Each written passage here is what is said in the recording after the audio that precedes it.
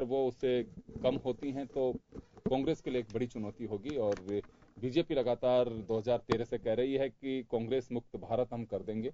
देखना होगा कि उत्तर प्रदेश के बाद उत्तराखंड भी उसी तरह से महत्वपूर्ण है कांग्रेस के लिए, क्योंकि यहाँ अपनी साख बचानी है और वहां सरकार को बचाना है, दोनों ही जरूरी है। समाजवादी पार्टी के साथ में गठबंधन है, तो देखना होगा कि क्या रोचक पहलू सामने आते हैं। चलिए, हमारे साथ पैनल में राजेंद्र शर्मा साहब समीक्षक के रूप में हमारे साथ में हैं, बीएसपी नेता विष्णु कोलवाल साहब हैं, समाजवादी पार्टी नेता विनोद यादव साहब हैं, लक्ष्मीकांत पारिक साहब भाजपा नेता हमारे साथ में हैं। आप सभी का स्वागत है। राजेंद्र जी, मैं आपसे जानना चाहूंगा कि उत्तराखंड और उत्तर प्रदेश जी दोनों की अगर हम बात करें तो उत्तराखंड कांग्रेस के लिए महत्वपूर्ण तो देखिए हर चुनाव हर राजनीतिक दल के लिए है, लेकिन कांग्रेस के लिए जब लगातार बीजेपी एक हमला ये बोल रही है कि इतिहास बन जाएगी कांग्रेस, यानी कि जिन जगह पे है वहां से भी निकल चुकी होगी या हाथ से सरकार चली जाएगी, तो उत्तराखंड काफी महत्वपूर्ण है कांग्रेस के लिए उत्तर प्रदेश से भी ज्यादा। और इधर बीएसपी और समाजवादी पार्टी लगातार अपने मुस्लिम वोटों को साधने की कोशिश की जा रही है। बीजेपी की अगर हम बात करें, उत्तर प्रदेश में 67 सीट के लिए सेकंड फेज का जो मतदान हुआ, एक भी मुस्लिम प्रत्याशी नहीं है, यूं तो बीजेपी ने दिया ही नहीं है वहां पे अभी तक। तो परिणाम क्या होंगे ये तो भविष्य के गर्भ में है, लेकिन फिलहाल ये तो कह सकते हैं कि मुकाबला रोचक है, सभी की सांसें फूली हुई हैं। और जैसे जैसे फेज उत्तराखंड का तो चलिए मतदान हो चुका है, और जैसे जैसे फेज नजदीक और आएंगे और 11 मार्च का वक्त आएगा, वैसे से लगता है कि काफी एक जिज्ञासा, एक बेचैनी ये बढ़ती भी जाएगी। तो कांग्रेस की बेचैनी को मैं जानना चाहता हूं आपसे। देखिए, कांग्रेस की बेचैनी इस मायने में महत्वपूर्ण हो जाती है कि अब कांग्रेस धीरे धीरे पिछले 2013 के चुनाव के बाद से धीरे धीरे सिकुड़ती जा रही है। और यदि जैसा दावा किया जा रहा है बीजेपी का और जैसा माहौल देखने को अभी प्रेक्षकों द्वारा जैसा माहौल मिल रहा है, उससे यदि किसी भी कारण से कांग्रेस लूज करती है तो कांग्रेस के लिए बहुत बड़ा नुकसान होगा ये। क्योंकि यूपी के अंदर कांग्रेस तो केवल 100 कुछ सीटों के ऊपर चुनाव लड़ रही है, इसलिए यूपी के अंदर कांग्रेस की अपने आप में कोई सरकार नहीं होगी। अगर किसी भी संभावना में सरकार समाजवादी पार्टी और वो दोनों मिलकर के सरकार बनाती है तो यूपी की कहते हैं कांग्रेस की वो स्थिति नहीं रहेगी। और उत्तराखंड यदि हाथ से निकल गया तो फिर ये कहा जाएगा कि कांग्रेस की स्थिति बहुत ही और ज्यादा गिर जाएगी। और इसका कहीं ना कहीं मेरा ये सोचता है कि इसका सीधा सीधा इम्पैक्ट कहीं ना कहीं राहुल गांधी पे भी आएगा, क्योंकि इस बार के अंदर सोनिया जी ज्यादा सक्रिय नहीं रही है और राहुल गांधी जी यूपी में और उत्तराखंड में काफी उन्होंने मीटिंगें की है, और यूपी में तो अखिलेश जी के साथ लगातार वो घूम रहे हैं। इसलिए देखा जाए तो राहुल गांधी जी के लिए पूरा परीक्षा का दौर है ये, और उसका जो परिणाम निकलेगा, यदि वो परिणाम कहीं भी उत्तराखंड में जहाँ तक निकलता है तो राहुल गांधी जी के भविष्य पे भी प्रश्न चिन्ह उठाया जा सकता है। जी, चलिए कुलवाल साहब, मैं आपसे जानना चाहूंगा कि लगातार बीएसपी और समाजवादी पार्टी दोनों के बीच कशमकश की स्थिति बन रही है मुस्लिम मतदाताओं को लेकर के। ये 67 जो सीटें हैं, 11 जिलों में मतदान हुआ है, जिसमें 6 जिले मुस्लिम बाहुल्य हैं। मायावती लगातार ताल ठोक के कह रही है कि मुस्लिम मतदाता है वो बीजेपी को अगर रोकना है तो बीएसपी के साथ में है, समाजवादी पार्टी भी यही कह रहे हैं। तो कहीं भ्रम की स्थिति तो नहीं बना रहे हैं? क्योंकि मायावती ने आज ये भी कहा है कि बीजेपी भ्रम फैला रही है। देखिए योगेंद्र जी, सबसे पहले तो बोल रहा हूँ, जब मतदाता के लिए ये क्यों कहा जाता है कि मुस्लिम है अगर ये हिंदू है? जी, सवाल है मतदाता है। बिल्कुल आप सही फरमा रहे हैं। उसकी कोई जात नहीं होती है। लेकिन मायावती जी यही कह करके कि मुस्लिम मतदाताओं को भ्रम की स्थिति में नहीं आना चाहिए, और वो साफ है कि मुकाबले में बहुजन समाजवादी पार्टी है, और वास्तव में अगर प्रदेश को खुशहाली और गुंडाराज से मुक्त करना है तो मुस्लिम साथ दें। साफ कह रही है वो तो। नहीं, देखिए वो तो समाज को जागृत कर रही है कि आप जो वोट डालने जा रहे हैं आपका वोट खराब नहीं हुए, इसलिए आप बहुजन समाज पार्टी को वोट दें। कौन सी पार्टी है जो वोट के लिए मतदाता से अपील नहीं करती है? हर जगह हर पार्टी अपने मतदाता को अपनी ओर आकर्षित करना चाहती है। हम वही सवाल उठा रहे हैं। क्या चीज का? उसी बात को तो कहते हैं कि आखिर मुस्लिम मतदाताओं को कोट करके क्यों उन्हें अपने पाले में अपनी ओर खींचने के लिए एक जो आतुर है इस वक्त बेताबी जो है बीएसपी और समाजवादी पार्टी की, जबकि सुप्रीम कोर्ट तो साफ कह चुका है कि जाति, धर्म और इसके नाम से अगर कोई संप्रदाय, इनके नाम से अगर वोट मांगा जाता है तो वो बिल्कुल एक तरह से अपराध है, वो करप्शन का अपराध, एक तरह भ्रष्टाचार कर रहे हैं आप। नहीं, सवाल इस बात का है कि ये सब पार्टियों पर लागू है कि सिर्फ बहुजन समाज पार्टी पर लागू है? जो कह रहा है उसी हाँ, तो देखिए योगेंद्र जी, प्रधानमंत्री जी अपनी भाषा बोल रहे हैं, हमारी नेता सुप्रीमो मायावती जी अपनी भाषा बोली, अखिलेश जी अपनी भाषा बोले। सवाल है, हम तो मतदाता को यह समझा रहे भाई तुम्हारा वोट खराब नहीं हो जाए, हम तो उसको जागृति पैदा कर रहे हैं। अब ये किस जगह तक उसको बोल रहे हैं उससे मतलब नहीं है। हम तो बोल रहे हैं कि बहुजन समाज पार्टी ने जो 4 बार हमारी बहन मुख्यमंत्री बनी मायावती जी, उन्होंने जो गुंडा राज खत्म किया, उन्होंने जो भ्रष्टाचार खत्म किया, उन्होंने जो प्रदेश का विकास किया, ये भारतीय जनता पार्टी और सपा गठबंधन, इनके पास कोई इस प्रकार का काम नहीं है। इन्होंने काम किया गुंडा राज, भारतीय जनता पार्टी ने दंगाई काम किए, दंगा भड़काओ और वोट पाओ। इन दोनों से मुक्ति के लिए वहां की जनता ने निर्णय लिया है कि बहन मायावती एक ऐसी नेता है जो किसी नहीं, गरीब समाज से है, गरीबों के नेता है, सर्व समाज के गरीबों के नेता है। और अब उन्होंने जनता निश्चय कर लिया कि यही एक ऐसी है, क्योंकि भारतीय जनता पार्टी के पास तो कोई चेहरा नहीं है। जहां अखिलेश जी का सवाल होगा 5 साल उन्होंने देख लिया। अब सवाल है कि जनता के सामने ये है कि जो चेहरे जो सामने है उसमें बहन मायावती सबसे ऊपर है। चलिए, समाजवादी पार्टी से विनोद यादव साहब हमारे साथ में है। विनोद जी, ये माना जा सकता है कि इन सीटों पर जिस पे लगातार दावे किए जा रहे थे, मायावती भी मुस्लिम मतदाताओं को साधने की कोशिश कर रही थी, आप लोग भी साधने की कोशिश कर रहे हैं। वैसे सरकार आपकी है इस वक्त, हमें तो लगता है कि अगर आपने कोई ऐसा काम किया होगा किसी भी मतदाता के लिए, किसी भी कास्ट के लिए या किसी धर्म संप्रदाय के लिए, तो उसमें कोर्ट करने की कहीं आवश्यकता नहीं है। लेकिन मायावती जी की तर्ज पे आप लोग भी कह रहे हैं, अगर मायावती कहीं पे एक दिन पहले ये बात कहती है कि मुस्लिम मतदाताओं को भाजपा को रोकना है तो बीएसपी के साथ आना चाहिए, क्योंकि परिवार कलह के अंदर समाजवादी पार्टी पिछड़ रही है, और आपको भी यही कहना पड़ता है। देखिए योगेंद्र जी, कौन सा बयान माननीय मुख्यमंत्री जी का है मुझे याद नहीं आ रहा कि जिसमें ये कहा हो कि मुसलमानों के वोट हम लेना चाहते हैं। कभी स्पेसिफिक ना उन्होंने ये कहा कि हमने इतने मुस्लिम उम्मीदवार खड़े किए, ना उन्होंने ये कहा कि हमें बीजेपी को रोकने के लिए मुस्लिम मतदाता हमारे साथ आए। दोनों ही बात अभी तक समाजवादी पार्टी के राष्ट्रीय अध्यक्ष माननीय अखिलेश जी ने कभी भी ये शब्द नहीं बोले हैं। और जो ये फेज जो चुनाव चल रहा है इसमें निश्चित रूप से समाजवादी पार्टी पहले 2012 में भी बहुत मजबूत रही थी, 34 सीटें उसमें 67 में से जीती थी, और अभी भी जो ये फेज चल रहा है इसमें बहुत अच्छी स्थिति है समाजवादी पार्टी की। और समाजवादी पार्टी उत्तर प्रदेश के अंदर बिल्कुल जैसे जैसे ये फेज आगे बढ़ेंगे, उत्तर प्रदेश में एक ऐसे लहर के तहत वो 1 नंबर पे चल रही है, वो बहुत ऊंचाई बढ़ती चली जाएगी, इतनी सीटें आ जाएगी कि दूसरे दल आप नजदीक पहुंच नहीं पाएंगे।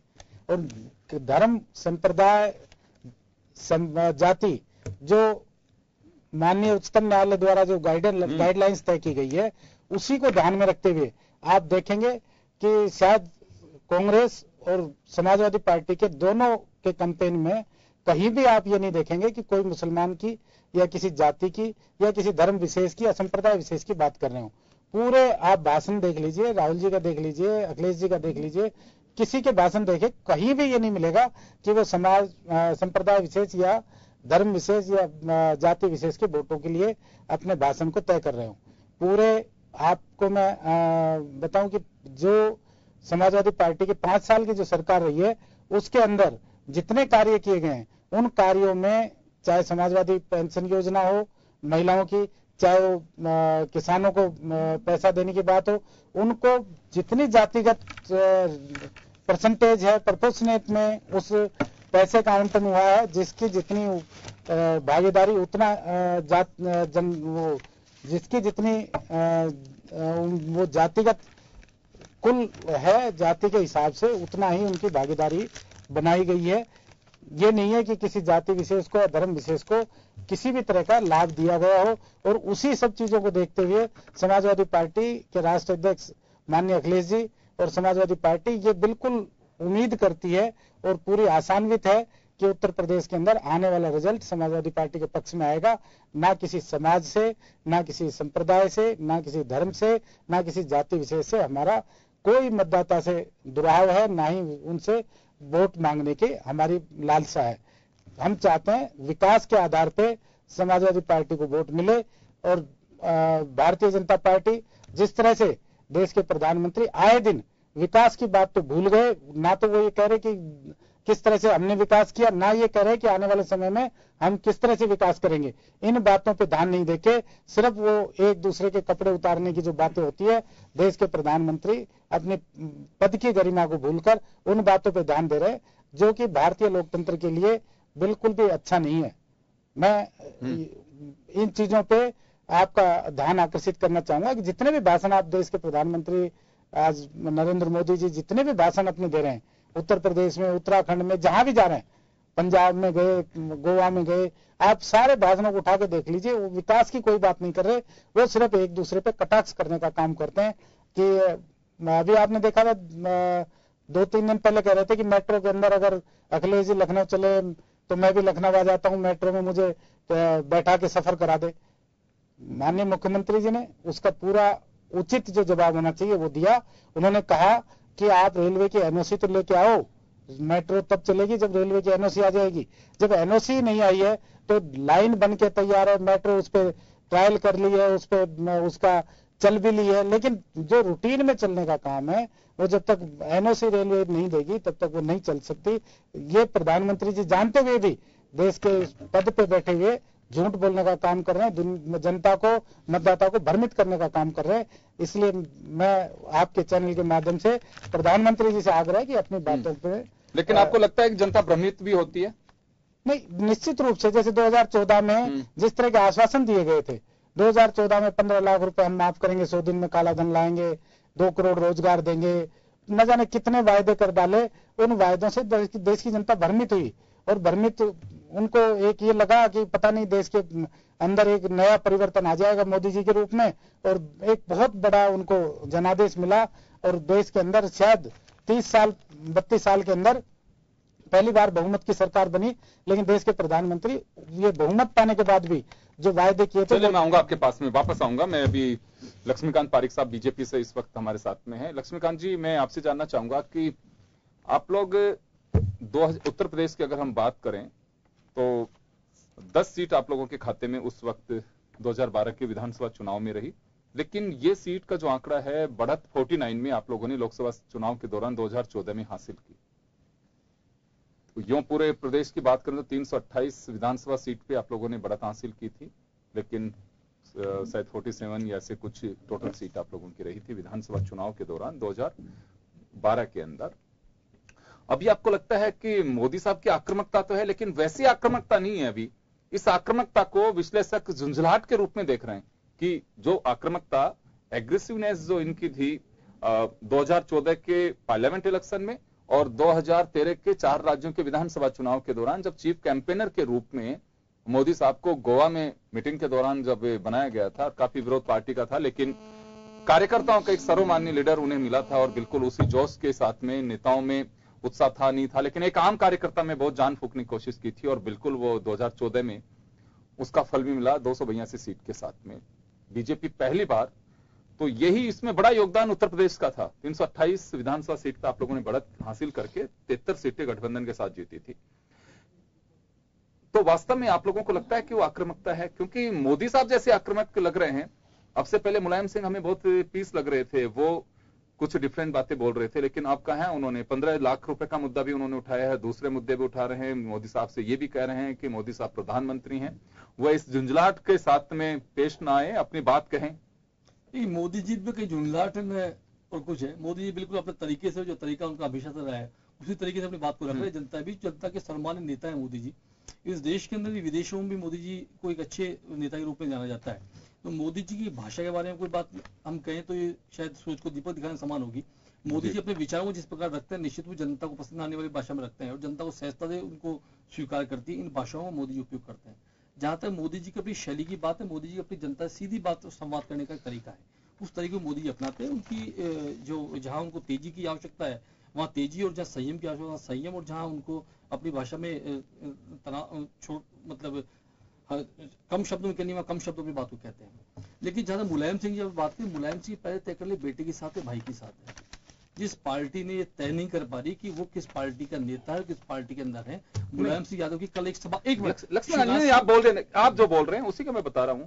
आपने ये कहा अभी कि पहले तो मुलायम सिंह को ये तय करना चाहिए कि भाई के साथ है कि बेटे के साथ है। ये कह तो चुके हो कि जब सिंबल अखिलेश यादव को मिला है, पार्टी के राष्ट्रीय अध्यक्ष वो हैं, और जब पार्टी के अन्य नेताओं को तय करना था कि उन्हें समाजवादी पार्टी में रहना है कि नहीं रहना है, तो अखिलेश का तो मुझे लगता है कि हमें, आप जो कह रहे हैं कि ये बात थोड़ा सा तर्कसंगत नहीं लग रही है आप, क्योंकि मजे हुए खिलाड़ी हैं राजनीति के। आप जो बता रहे हैं, ये तो मुलायम सिंह को और शिवपाल यादव को तय करना था कि उन्हें कहां बैठना है। आई मैं आपको तो बता रहा हूँ, हाँ, शिवपाल की विधानसभा क्षेत्र में जाकर जब मुलायम सिंह यादव कहते हैं कि जो राज्य सरकार जो काम करना चाहिए था वह काम करने विफल रही, ये किस बात को इंगित करता है? ये इस बात को इंगित करता है कि वे अखिलेश के साथ खड़े। परस में 3-4 दिन पहले अखिलेश शिवराज के वहां विधानसभा क्षेत्र में जाकर उन्होंने कहा है, उन्होंने कहा कि बेटे से जो आशाएं थी वो बेटे से नहीं कर पाया, मैं आज भाई के साथ खड़ा हूं। ये बात किस बात को इंगित करती है?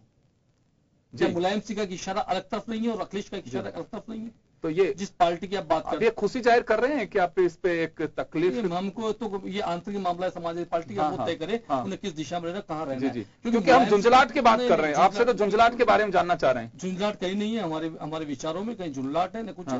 क्योंकि मोदी साहब एक मुख्यमंत्री को ललकार रहे हैं, उनसे कंपटीशन करने को तैयार हो रहे हैं, प्रधानमंत्री हैं। मोदी जी हमारी पार्टी के सम्मान नेता है, मोदी जी के नाम पर यूपी का चुनाव लड़ रहे हैं। मोदी जी हमारे इलेक्शन जो कंपनी है उसके सबसे बड़े लीडर हैं, उन्हीं के नाम पर चुनाव लड़ रहे हैं। तो निश्चित रूप से सब बातों को लेकर मोदी जी को ही अपनी बात रखनी है, या हमारे राष्ट्रीय अध्यक्ष उस बातों रख रहे हैं, तो निश्चित रूप से वो जो बातें रख रहे हैं न झुल्लाट में रख रहे हैं न किसी हल्केपन से रख रहे हैं, तो अपनी बात को जनता के सामने सीधे तौर पर संवाद के आधार पर कह रहे हैं। पहली बात तो ये बात तो तय है कि हमारे जो नेता है मोदी जी, उनकी बात को जनता सुन रही है, उनकी सभाओं जिस पर भीड़ उमड़ रही है उससे बिल्कुल स्पष्टता से सारी पार्टियां बौखलाई हुई है, और ये तय है कि भारतीय जनता पार्टी सरकार आने वाले समय में यूपी में बनने वाली है।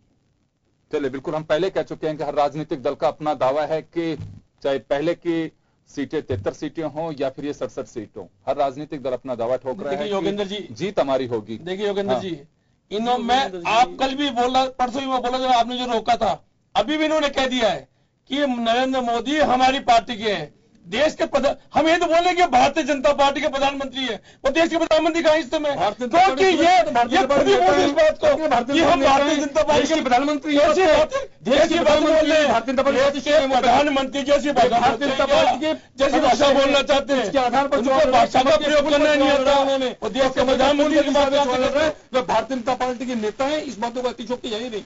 ये देश के प्रधानमंत्री ये भी अतिशोक्ति वाली बात नहीं है। चलो मैं राजेंद्र जी के पास में जाऊंगा, वो जरा बताएंगे।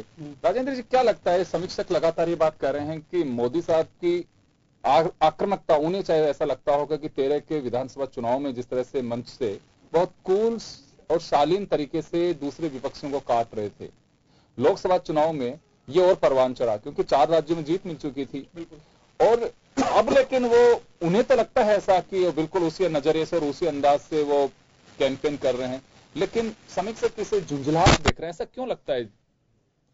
देखिए, वैसे तो मैं आपको कहूं कि जो तीनों चारों प्रमुख पार्टियां हैं जो यूपी चुनाव के अंदर हिस्सा ले रही है, लगभग तीनों चारों के अंदर ही एक तरह से हताशा, अंदर ही अंदर हताशा है। क्योंकि आप इसको यूं देखिए, ये वैसे दावे करते हो, कॉन्फिडेंस लेवल किसी के चेहरे पे नहीं झलक रहा है, उसको आप इस तरह देखिए कि जब समाजवादी पार्टी की वहां पर सरकार है, आज भी है, अखिलेश यादव वहां मुख्यमंत्री हैं, उन्होंने काफी अच्छा काम किया, जो भी किया है नहीं किया वो एक अलग चीज है, विश्लेषण का विषय हो सकता है।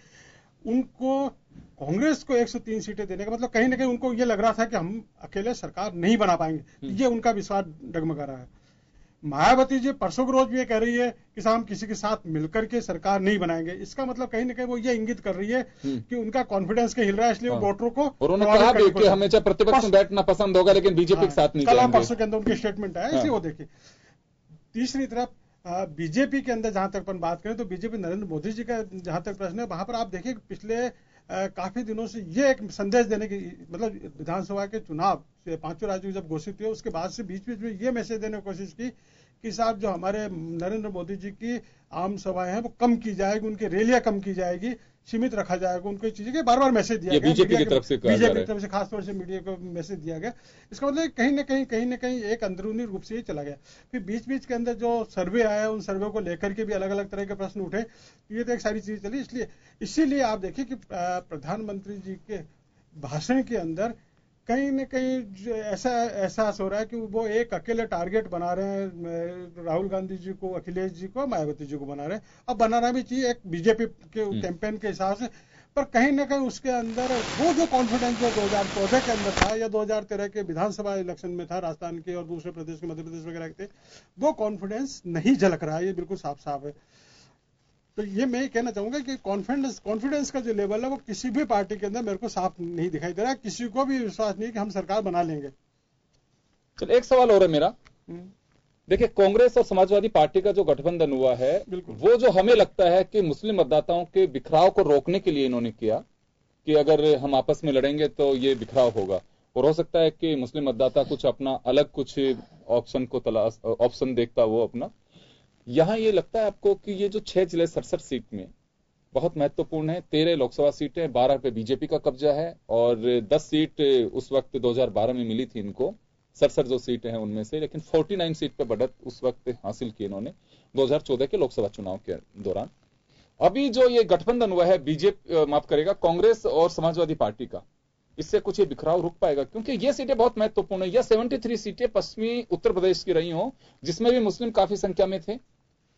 देखिए मेरे को अपन किसी पार्टी विशेष की बात नहीं करें, पर मैं यहाँ ये कहना चाहूंगा कि बीजेपी ने कहीं न कहीं बहुत ज्यादा समझदारी या होशियारी दिखाई है, और वो इस तरह से दिखाई कि उन्होंने यहाँ पर एक भी मुस्लिम कैंडिडेट को खड़ा नहीं किया है जी, क्योंकि बहुजन समाज पार्टी हो, चाहे कांग्रेस हो, हाँ, और चाहे समाजवादी पार्टी हो, हाँ। तीनों पार्टियां मुस्लिम वोटों को अपना हक मान के चलती है कि साहब ये तो वोट हमारे हैं।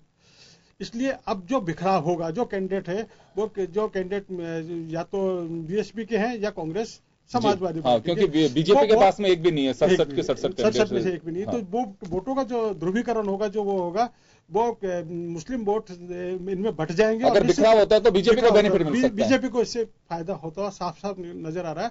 और आप देखिए जिस पश्चिमी उत्तर प्रदेश के अंदर मुस्लिम बाहुल्य है, वहां पर आप निश्चित रूप से देखिए कि जाटों का भी बहुत ज्यादा बाहुल्य है। हालांकि हरियाणा में जो जाट आंदोलन नाराजगी, उसका इम्पैक्ट वहां दिख रहा है, वहां इम्पैक्ट पर मैं कह रहा हूं, मेरा ये मानना है, मेरा एक ऑब्जर्वर के रूप में मानना है कि वो इम्पैक्ट वोट के रूप में, नेगेटिव वोट के रूप में नहीं दिखेगा।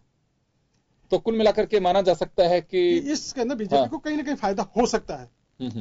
ये तो बिल्कुल ये सही रणनीति अगर बात करें हैं, राजेंद्र जी जो कह रहे हैं कि एक विश्लेषक के रूप में कि बीजेपी ने एक ट्रैक पकड़ा हुआ था, एक भी मुस्लिम प्रत्याशी नहीं उतारा, मुस्लिम बाहुल्य होने के बावजूद भी, या तो भरोसा नहीं था कि हमें रिटर्न में कुछ वोट मिलेंगे नहीं मिलेंगे, दूसरी तरफ ये कि अपने एक रणनीति का एक हिस्सा भी हो सकता है कि जब बीएसपी, समाजवादी पार्टी, आरएलडी या फिर कांग्रेस मुस्लिम प्रत्याशी उतारेंगे तो वोटों का बिखराव होगा, वो वोट जितने मिलने चाहिए हमें मिलेंगे नहीं, हम हमारे जिस ट्रैक पर चल रहे हैं हम उसी पे चलें। तो दो चीजें इससे साफ होंगी, एक तो अपना फेस होगा कि बिल्कुल एक आरोप जो रखते आए हैं बीजेपी के कि एक हिंदुत्व का एक चेहरा है और कभी ताल ठोकने की आवश्यकता पड़ेगी तो ये बात कही भी जा सकती है। और इसमें एक अब ये चुनाव है, ये तो बंद ईवीएम में उसका फैसला होता है, बट लेकिन फिलहाल जो एक तस्वीर दिखाई दे रही है उससे तो यही कहा जा सकता है कि बीजेपी की अपनी रणनीति है, उसमें कितने कामयाब होगी। लेकिन जो बिखराव मुस्लिम मतदाताओं को अगर होगा, और एक राजेंद्र जी वैसे समय कम है ब्रेक के लिए, लेकिन ये भी मैं आप जानना चाहूंगा कि दिल्ली में मुस्लिम मतदाताओं ने बड़ी होशियारी दिखाई थी और उन्होंने कांग्रेस को नहीं हराया, उन्होंने बीजेपी को रोका। बीजेपी को रोकने के लिए उन्होंने रास्ता अपनाया आम आदमी पार्टी का। तो क्या ऐसा हो सकता है क्योंकि हमें लगता है कि बीजेपी को रोकने के लिए मुस्लिम मतदाता पिछले कुछ चुनाव से अपना एक रुझान तय करके चल रहे हैं। देखिए दिल्ली से जो फतवा जारी हुआ है वो बीएसपी के पक्ष में हाँ बिल्कुल जारी हुआ है। हाँ, वहां पर सत्ताधारी पार्टी है समाजवादी पार्टी है, कांग्रेस का उसके साथ गठबंधन है, और दोनों ही आजम खां, और ये पूरा इसके अंदर काफी इलाके के अंदर आजम खां का प्रभाव है, रामपुर वगैरह के जो एरिया पड़ता है काफी करिए। दूसरा इस इलाके के अंदर बहुत सारा इलाका ऐसा है जिसके अंदर आतंकवादी गतिविधियों के कारण से चर्चित रहा है काफी, जहाँ पर हिंसात्मक गतिविधियां भी हुई है, दूसरी चीजें भी है। इन सारी चीजों को देखते हुए मेरा अपना ऑब्जर्वेशन ये है कि कहीं न कहीं इसका जो मुस्लिम जो वोट है वो उनमें बिखराव निश्चित रूप से आएगा। चलिए, अगर बिखराव होता है तो सीधे ये है कि बीजेपी को उसका बेनिफिट मिलेगा। और बीजेपी को जैसे मैंने पहले भी कहा कि लोकसभा की 12 सीट पे कब्जा है 13 में से, तो एक बड़ा आंकड़ा 10 विधानसभा सीट मिली थी 2012 में, लेकिन 49 सीट पे बढ़त हासिल हुई थी। 17% वोट जो थे वो 41% में तब्दील हुए थे। तो उस दौरान एक बड़ा बेनिफिट मिला था, और बड़ा बेनिफिट उस वक्त का भी आरोप ये लग रहे थे कि पोलराइज करने की कोशिश की जा रही, लेकिन उसमें बीजेपी कामयाब हुई थी। लेकिन अब विधानसभा का ट्रेंड क्या निकलता है ये तो देखने वाली बात होगी। हम फोरकास्ट तो नहीं कर सकते, हम भरोसा करेंगे 11 तारीख के परिणामों पर। लेकिन फिलहाल जो विश्लेषकों का मानना है कि इस चरण में बीजेपी को कुछ फायदा हो सकता है। चलिए एक छोटे से ब्रेक के लिए रुकेंगे, ब्रेक के बाद हम वापस लौटेंगे।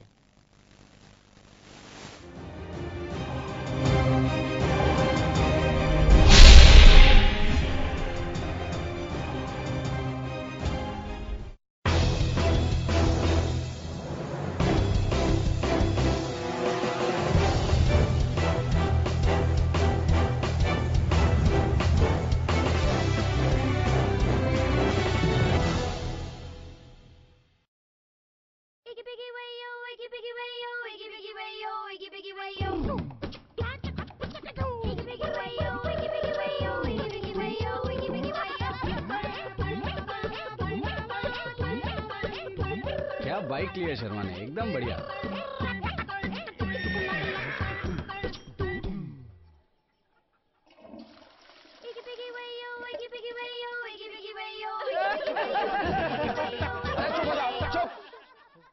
शर्मा जी के घर में टॉयलेट है पर आदत नहीं है। तरक्की की निशानी सिर्फ बाइक नहीं है जानी, शौच के लिए हमेशा शौचालय में जाएं, खुले में नहीं। शौचालय की आदत पक्की, एक कदम स्वच्छता की ओर।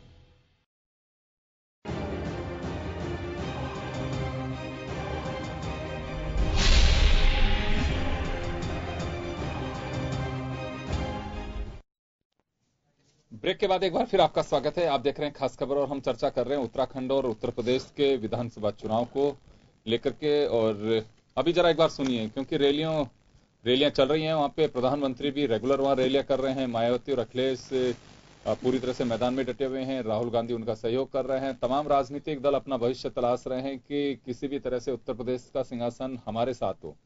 लेकिन देखिए अब तकदीर में किसकी में है ये तो 11 मार्च तक हमें सबको इंतजार करना पड़ेगा, क्योंकि तकदीर यहाँ मतदाता लिखता है।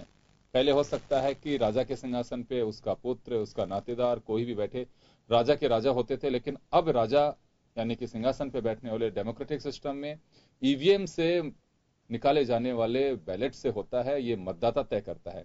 खैर चलिए रैलियों का भी जरा सुन लीजिए, कौन कहां था और क्या कह रहा है। और अब तो कांग्रेस पार्टी का भी हाथ आपके हैंडल के साथ है, तो सोचो साइकिल की रफ्तार क्या होगी। क्योंकि बड़ी संख्या में समाजवादियों के साथ कांग्रेस साथी भी आ गए। अब तो कम से कम कंफ्यूजन खत्म हो गया। जो दुविधा थी थोड़ी बहुत, बताओ समाजवादी पार्टी और कांग्रेस पार्टी ने मिलकर के वो दुविधा खत्म कर दी कि नहीं कर दी। अभी मैंने सुना देश के प्रधानमंत्री जो बहुत मन की बात कर रहे हैं, रेडियो पे भी मन की बात कर ली, टीवी पे भी उनकी मन की बात सुन ली। कई वर्षों से लगातार उनकी मन की बात चल रही है, लेकिन कमाल यह है कि जनता अभी तक उनकी मन की बात नहीं समझ पाई और वो अपने मन की बात भी नहीं समझा पाए। हमने तो कहा कि इतने दिनों से मन की बात कर रहे हैं आप, कम से कम कोई काम की बात